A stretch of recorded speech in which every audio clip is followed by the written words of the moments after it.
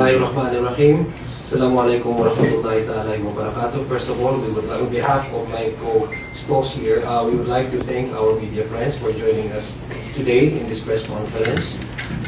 Just to give you a fresh update on what transpired in the pre-conference update, first of all, we'd like to say that we are glad by the orderly and smooth conduct of today's pre-trial conference, which demonstrates that the impeachment process is proceeding in accordance with the rules and on the proper constitutional track.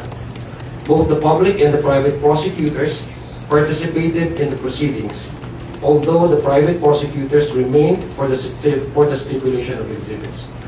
The impeachment court directed both parties to submit the respective comments on the stipulation process by June 22, after which the matter will be submitted for resolution on June 25. That's from my end. Congresswoman Rene will have her follow-up updates. Right. Maraming salamat po muli sa lahat ng mga narito para subaybayan ang mga proseso ng pananagutan, lalo na dito sa impeachment trial kay VP Sara Duterte. We are gladdened that meron nga po update sa pre-trial and ongoing po siya habang nagmamark continuously ng evidence ngayon ang private prosecutors with the defense team. We note, however, that Vice President Sara Duterte was not personally present during the pre-trial conference, despite earlier statements that she expressed readiness and willingness to face the charges at the proper court.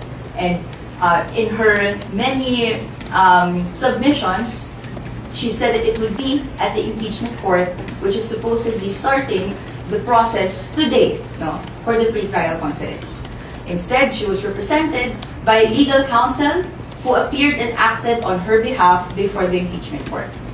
Nevertheless, the prosecution remains ready, focused on the process, and will continue to comply fully with all the directives of the impeachment court as the case moves forward.